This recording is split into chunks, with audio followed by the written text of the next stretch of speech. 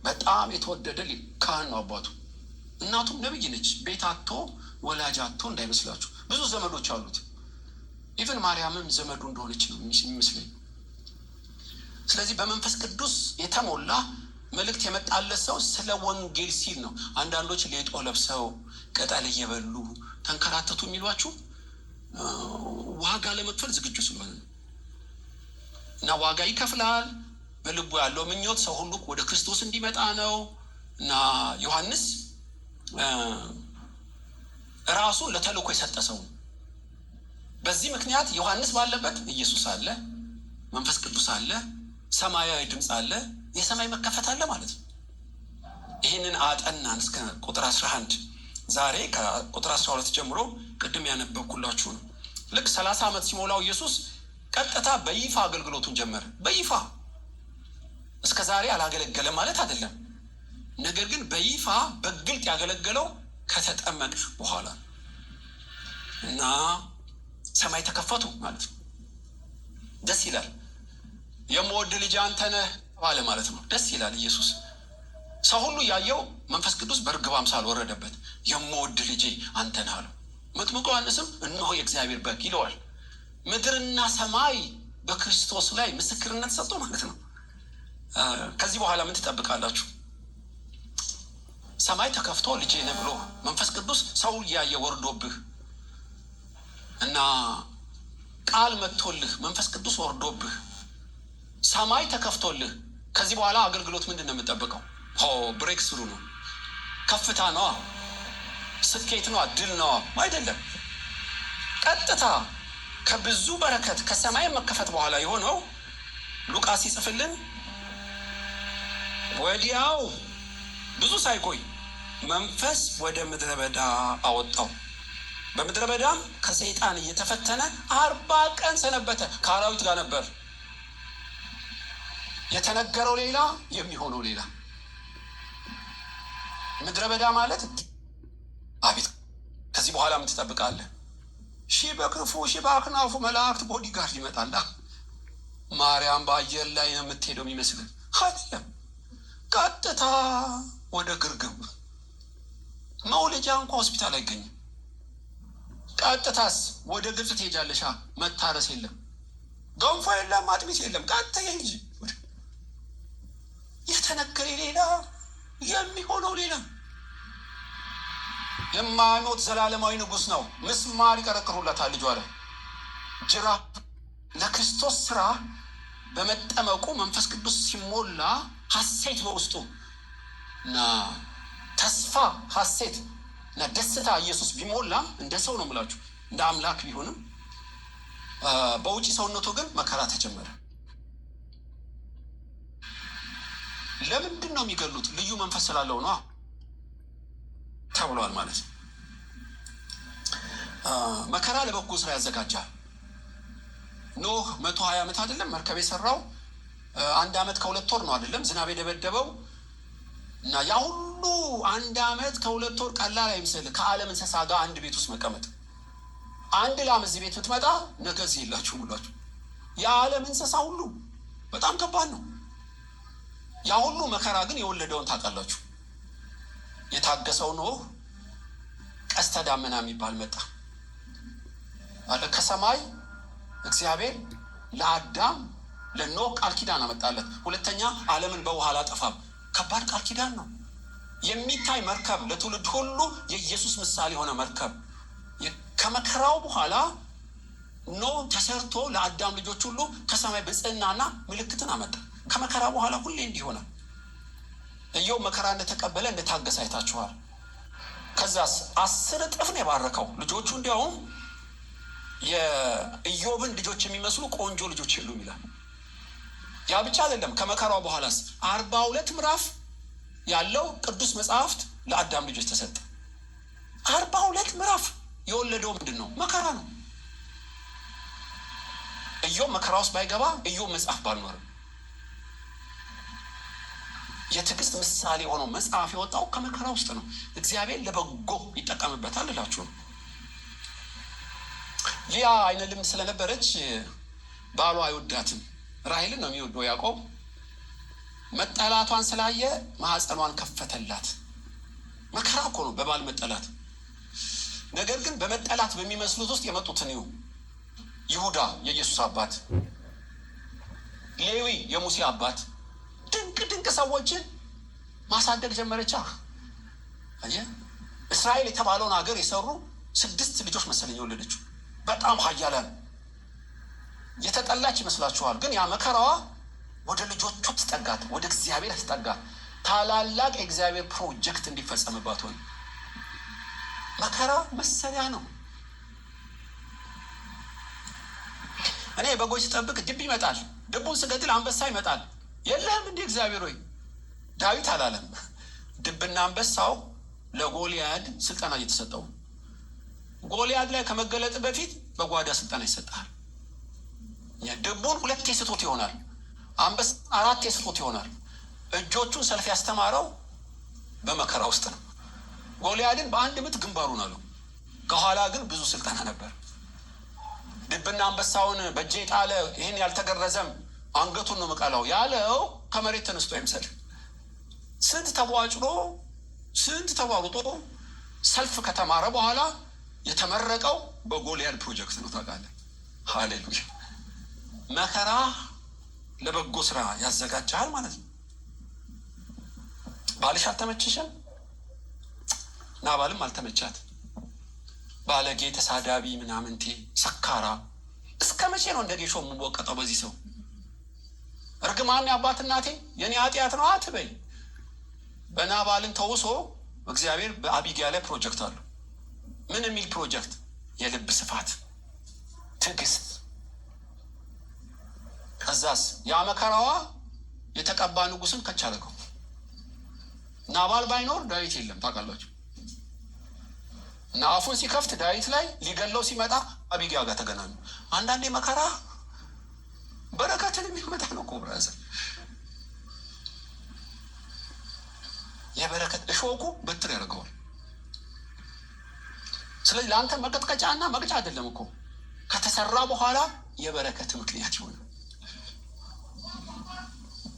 ስለምትሰራ ስለሚጠቅምህ ነው እንጂ እግዚአብሔር እኮ መከራን ማንሳት ይችላል። ግን መከራ የሌለበት ክርስቲያን ለሰልፍም ይሆን አይደለም፣ ለአገልግሎትም አይጠቅምም፣ ያሳፍርሃል አንድ ቀን እንዲያውም።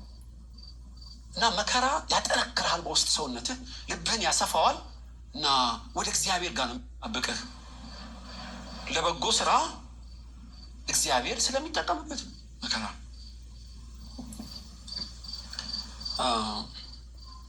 ነቢይቱ ሐና በድንግልና ባላገባች 7 ዓመት ከእሷ ጋር ኖረ። ልጅ የለም። ግድ የለም ባል ካለ ልጅ ካለኝ አለች። ባሏንም ደገመላት። ልጅ አልሰጣኝ ባሌን ወሰድክ እየየ አላለች። ሜዳችሁ ሐናም 84 ዓመት ሙሉ ቀንና ሌሊት ከመቅደስ አትለይም። በጾምና በጸሎት እግዚአብሔርን ታገለግል ነበር። 84 ዓመት። ኢየሱስ ሲወለድ ቃል ስጋ ሲሆን ማርያም በ8 ቀኑ የመጣችው፣ ወይ ለመንጻት ወይ ለግርዘት። አልሰበከም፣ አላስተማረም። ገና 8 ቀኑ ነው። ወደ መቅደስ ሲገባ በ8 ቀኑ ነቢይቱ ሐና አወቀችው። አታሙ መከራ የሚመስል ለካ የነብይነት ፕሮጀክት ነው። ገና ሲመጣ ስለ እሱ የእስራኤልን ቤዛ ለሚጠባበቁ ትናገር ነበር። አይኗን ምን ከፈተው? እነ ጴጥሮስ እኮ 3 ዓመት ተኩል ተምረው አላወቁትም። ሙታን አስነስቶ አላወቁትም። ሐና በ8 ቀኑ አወቀችው። ያ መከራ የሚመስለው የባል ሞት፣ መከራ የሚመስለው ልጅ ማጣት ሐናን ወደ እግዚአብሔር አስጠጋት። አይኖቿን ከፈተ፣ ጥበብን ሰጣት። ልጅ ቢሰጣትስ ወይዘሮ ሐና ተብላ 7-8 ልጅ እያሳደገች ጾም የለም ጸሎት የለም፣ የከበረ ሴት ሆና ትሞታለች። መውለድና ማግባት ኃጢአት ነው አላልኳችሁም?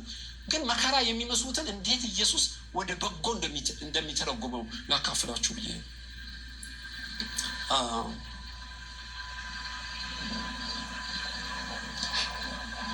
የሚወደኝ ከሆነ መከራዬ ለምን በዛ? መቀባትህ፣ መመረጥህ፣ ቃል ስለመጣልህ፣ መንፈስ ስለተሞላ፣ ለእግዚአብሔር ስለተለየህ ነዋ። ሁለተኛስ መከራው ለበጎ ስራ ስለሚያዘጋጅ ነው። ሶስተኛስ እግዚአብሔር ማዳኑን የሚገልጥበት መንገድ ስለሆነ። ሶስተኛ መከራ የበዛው የማዳኑን ብዛት እንድታይ ነው። ማዳኑን ልንገራችሁ። እዚህ ቁጥር ላይ ምን ይላል? ምዕራፍ 1 ላይ በምድረ በዳ ከሰይጣን እየተፈተነ 40 ቀን ሰነበተ፣ ከአራዊት ጋር ነበር፣ መላእክትም ያገለግሉት ነበር። በዚህ ቦታ ብቻ ነው የተጻፈው። ባይዘዌ ከአራዊት ጋር ነበር የሚለው እኔ ይመስለኛል አራዊት ማለት አንበሳ፣ ነብር፣ ጊንጥ ምናምን ይመስሉኛል። ከአራዊቶች ነበሩ፣ ነገር ግን አልጎዱትም። ለምን? መላእክት ነበረ። አየህ፣ ብዙ አራዊት አሉ፣ ግን የእግዚአብሔር ማዳንም ከኢየሱስ ጋር ነው።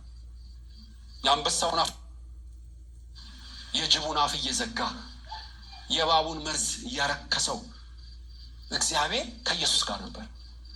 የምወድ ልጅ አንተ ነህ ብሎ በሰማይ አልተወውም፣ በምድር ከአራዊቶች እያዳነው አብሮነቱን ገለጥልን። ማዳኑን ሊያሳይህ፣ ማዳኑን ሊገልጥልህ ነዋ። መከራ ይበዛብህ። ታውቃላችሁ የአውሬ ባህሪ ያላቸው ሰዎች እንዳሉ። ዮሐንስ እናንተ የፉኝት ልጆች ይላቸዋል። ሰው ናቸው እኮ ግን የፉኝት ባህሪ ነው ያላቸው። ሄሮድስ ሊገል ይፈልጋል። ለዛ ለቀበሮ እንደዚህ በሉት።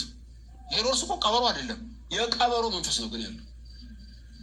አንዳንድ ሰው እንደዚህ የቀበሮ መንፈስ አለው። ይገርማቸው። የእባብ መንፈስ፣ የጊንጥ መንፈስ አለው። ሰዎች ናቸው እኮ መንፈሱ ግን የእንስሳ ባህሪ ያላበሳቸዋል። እንዲህ ነው የምትለው። ለምንድን ነው ለእንደዚህ ያሉ ሰዎች አልፈ የምትሰጠው? እነሱ እያሉ እንዳይጎዱ የእግዚአብሔር ማዳንን እንድታይ ነው።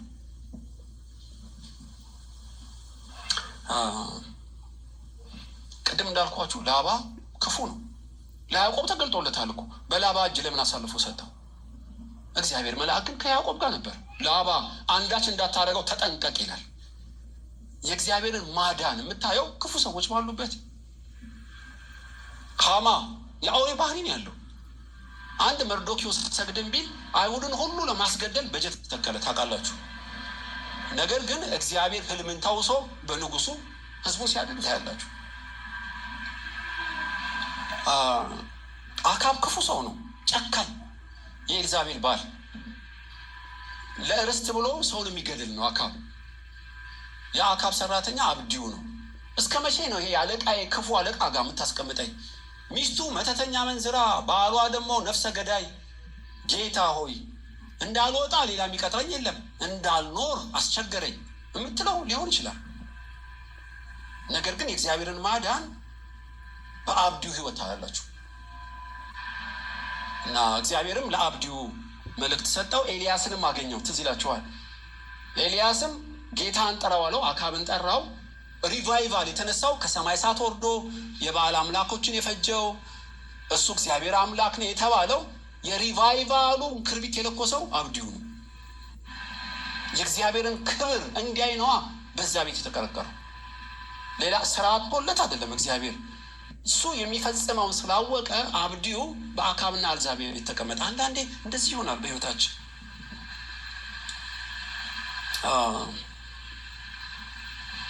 ዳንኤል ምን አደረገ? ባለፈው እንዳልኳችሁ 120 መሳፍንት የሚዶሉቱበት ቀንና ሌሊት። ለምንድን ነው? ማዳኑን እንዲያይ ነው። እሳት ውስጥ ስትገባ እግዚአብሔር ካንተ ጋር ይሆናል። አንበሳው ስትገባ አፉን ይዘጋልሃል። ተአምራት በህይወትህ እንድታይ ነው እግዚአብሔር። በአንደኛ ቆሮንቶስ 15:32 ላይ በኤፌሶን ከአውሬ ጋር ታገልኩ ይላል ጳውሎስ። ከአንበሳ ጋር ታገልኩ ማለቱ አይደለም። እንደ አውሬ ከሚመስሉ ሰዎች ጋር በኤፌሶን ጉሮሮ ተናነቁ፣ እግዚአብሔር ግን ዳነኝ ይላል።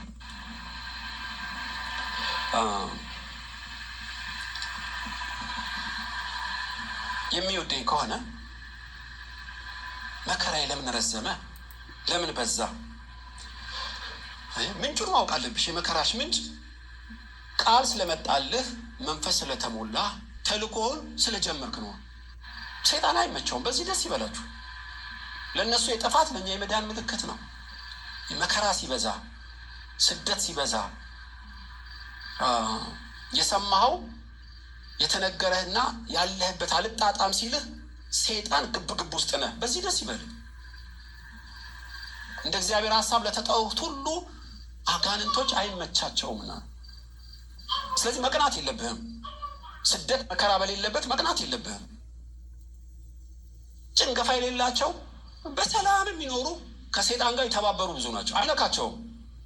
አንተን የሚጎነትል ለምንድን ነው? የክርስቶስ ስለሆንክ ነው። ሰማያዊ ተልእኮ ስላለብህ ነው። ቃል ስላለብህ ነው። በዚህ ደስ ይበል። መከራዬ ለምን ረዘመ? የሚወደኝ ከሆነ የምወድህ ልጄ ብሎ ለምን ምድረ በዳ ገባው ነው ጥያቄው። መከራው ለበጎ ስራ ስለሚያዘጋጀ። የተጠረፍክ ይመስልሃል፣ የተወቀርክ ይመስልሃል፣ ግን ለመቅደስ መሰሪያ ድንጋይ ይሁንክ ነው። ትጠረባለህ፣ ትወቀራለህ። መከራ ይመስልሃል፣ ግን እየተሰራ በኋላ ነው የሚገባ። እግዚአብሔር የሚወደኝ ከሆነ መከራዬ ለምን በዛ? ማዳኑን ሊያሳይህ ነዋ። እድሜ ሲገፋ የምትመሰክረው እንዲኖርህ፣ አንበሳን አፍ ዘጋ በሰዓት ውስጥ ተመላለስኩ እንድትል ነዋ። ይሄን ከሚያክል ሞት አዳነኝ ብለህ የምትመሰክረው እንዲኖርህ፣ የእግዚአብሔርን ማዳን በህይወት እንድትለማመድ ነው። አውሬ ያለ አይነኩህም። ጊንጥና እባብ አሉ አይነድፉም። እንዲያውም መጥምቁ ዮሐንስ በምድረ በዳ ነበረ፣ በጊንጦች መሃል ነበረ። አይነኩትም እያሉ አይነኩትም። ለምን? የእግዚአብሔር ማዳን ከሱ ጋር ነው። ስለዚህ መተተኛ፣ ደጋሚ፣ ተብታቢ ሁሉ በዙሪያ ሊኖር ይችላል፣ አይነኩህም። አንተ የኢየሱስ ነህ፣ ማዳኑን ታያለህ። ያ ብቻ አይደለም፣ መከራ ቢበዛብህ በውስጥ ሰውነት እየተሰራ ነው። እግዚአብሔር መስራት በሚጀምርበት ሰዓት ገንዘብ ሆናለህ። የጊዜ ጉዳይ ነው። መከራ ለምን ይበዛብሃል? ቃል ስላለህ ነዋ፣ መንፈስ ስለተሞላህ ነዋ። ዛሬ በዚህ ጉባኤ እግዚአብሔር መልእክት አለው። ያ የተነገረኝ ትንቢት፣ ያ ያየሁት ህልም፣ ያ ያመንኩት ቃል ወዴት አለ ለምትል ነፍስ እግዚአብሔር እንደዚህ ይላል፣ እኔ አሁንም አለሁ። አንቺ ነሽ ግራ ይገባሽ፣ አንተ ነህ ግራ ይገባህ እንጂ እግዚአብሔር ይላል እኔ በስራ ላይ ነኝ፣ በስራ ላይ ነኝ። እና መከራ ልክ ኢየሱስን ስታምን ለማገልገል ስትወስን መከራ ይበዛብህ ለምንድን ነው? ወደኋላ እንድታፈገፍግ አይደለም። ሰይጣን ይህን የሚፈልገው ወደኋላ እንድትመለስ፣ ተልእኮ እንድታቆም፣ ምነው ጌታን ባልተቀበልኩ፣ ምነው ባላገለገልኩ እንድትል የሚያደርገው ሰይጣን ነው። ቅባትህ ነው ለዚህ ያበቃህ ነው የሚልህ። አረ መከራ የረዘመ ጌታ አመቱ ረዘመ ትላለህ። እግዚአብሔር ግን የሚለው እኔ እየሰራሁ ነው፣ እያዘጋጀሁ ነው፣ ለበጎ ነው። አረ አውሬ በዙብኝ ትላለህ። እኔ ነኝ ያላካቸው፣ ማዳኔን እንዳሳየ ነው እያሉ አይነኩሽም፣ ማዳኔ ከአንቺ ጋር ነው የሚል ትርጉም ነው ያለው። ኢየሱስ ይወደናል። እስኪ ይወደኛል በሉ። ይወደናል። አሁን ያለህበት ሁኔታ እንደማይወድህ አይደለም የሚነግርህ፣ እግዚአብሔር በስራ ላይ እንደሆነ ነው። ውጊያ በዛብህ፣ ፍቅሩ ስለበዛለን፣ የሰይጣን ተቃዋሚ ስለሆንክ ነው። አውሬዎች ከበቡህ፣ ማዳኑ ልታይ ነው። ኤርትራ ከፊት ፈርዖን ከኋላ ነው። የእግዚአብሔርን ማዳን ኤርትራም ይከፈላል፣ ፈርዖንም ይሰጥማል። መከራው እያለ ማዳኑን እንድታይ ነው እግዚአብሔር የፈለገው። ጎልያድ ረዘመብህ፣ ለ40 ቀን ጮኸብህ፣ ማዳኑ ሊገለጥ ነው። በዚህ ጉባኤ የእግዚአብሔር ቃል የመጣላችሁ፣ መንፈስ የተሞላችሁ፣ ድምፁን የሰማችሁ በእውነት እንደተናገረው እግዚአብሔር ያደርጋል። በክርስቶስ የሆነው ይሄ ነው። በሁላችንም እግዚአብሔር ጸጋውን ያብዛል። አሜን። እንጸልያለን።